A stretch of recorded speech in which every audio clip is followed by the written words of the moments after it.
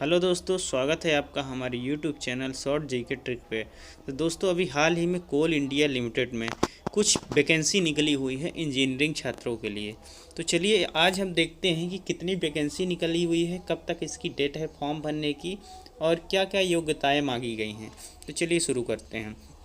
ये आपके सामने ये एडवर्टाइजमेंट दिख रहा है, ये कोल इंडिया लिमिटेड का, ये देखिए।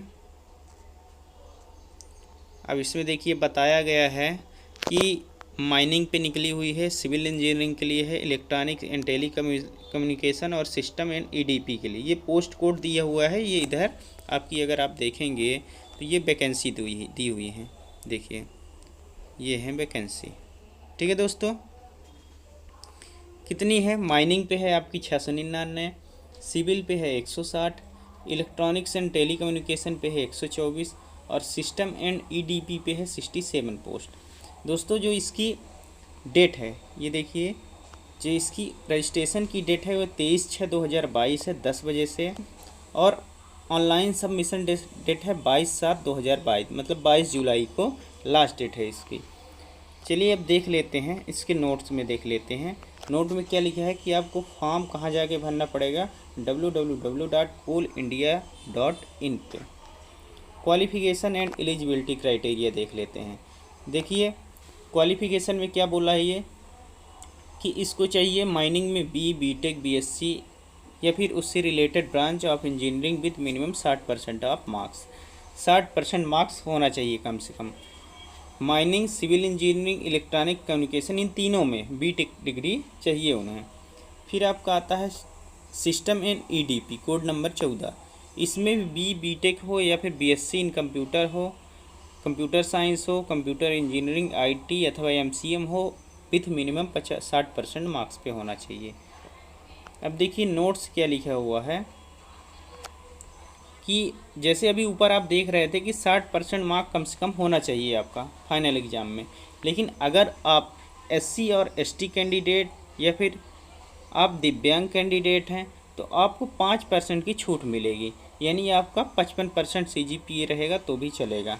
ठीक है दोस्तों, फिर यहाँ नीचे दिया जा रहा है कि अगर आप फाइनल ईयर कैंडिडेट हैं तो आपको अपनी फाइनल ईयर की मार्कशीट लगानी ही पड़ेगी। कब तक की ये होनी चाहिए? 31/8/2022 तक चल जाएगी आपकी। ठीक है दोस्तों, अब आगे देख लेते हैं हम। ये वही बता रहा है कि आपको मार्कशीट लगानी है फाइनल ईयर की, ये सब चीज़ें बता रहा है ना, आप पढ़ लेना इसको।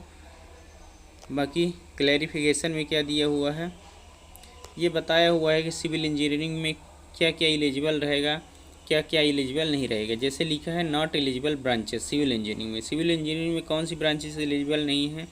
सिविल विथ आर्किटेक्चरल अथवा स्ट्रक्चरल इंजीनियरिंग अथवा any other combination with civil engineering. आ जाते हैं टेंटेटिव वैकेंसी पे। देखिए माइनिंग पे है 699, 699 में 295 जनरल दिया है, 70 ईडब्ल्यूएस, एससी 98, 55 एसटी, 181 ओबीसी। ठीक है दोस्तों, लेकिन इसमें दिव्यांग लोगों को नहीं ले रहे हैं। सिविल इंजीनियरिंग में 160 पोस्ट हैं टोटल, जिसमें दिव्यांग को लिया जा रहा है। इलेक्ट्रॉनिक कम्युनिकेशन में 124 है और सिस्टम एंड ईडीपी में कितनी है? 67 है। टोटल पोस्ट है 1050 दोस्तों। अब यहाँ पे लिखा हुआ है नोट कि ये पोस्ट जो जितनी दी हुई हैं इसको बढ़ाई घटाई भी जा सकती हैं। ठीक है दोस्तों, सिलेक्शन प्रोसेस देख लेते हैं।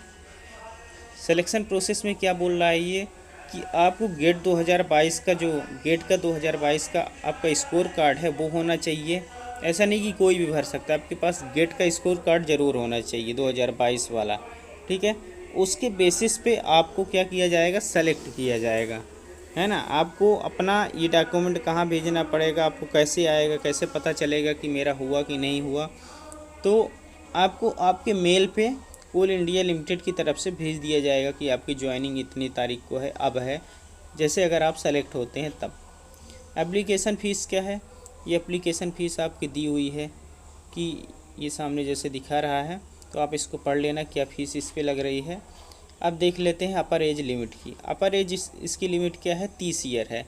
इस 31 मई 2022 for general and EWS candidate के लिए। ठीक है दोस्तों, कैटेगरी वाइज रिलैक्सेशन अगर देखें तो ओबीसी के लिए 3 ईयर है, नॉन क्रीमी लेयर के लिए SC ST 5 साल है।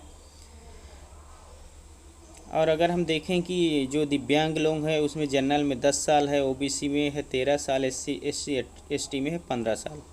फिर नीचे दिया हुआ है कि जिनका जम्मू कश्मीर का है उनके लिए क्या रहेगा, ये सब ड्यूरेशन दी हुई है उसमें। ठीक है दोस्तों, नीचे एक सर्विसमैन के लिए बारे में भी लिखा गया है, तो आप देख लेना। तो यही सब दोस्तों इसमें दिया गया है कि आपको ऐसे ऐसे प्रोसेस करके आपको फॉर्म भरना पड़ेगा।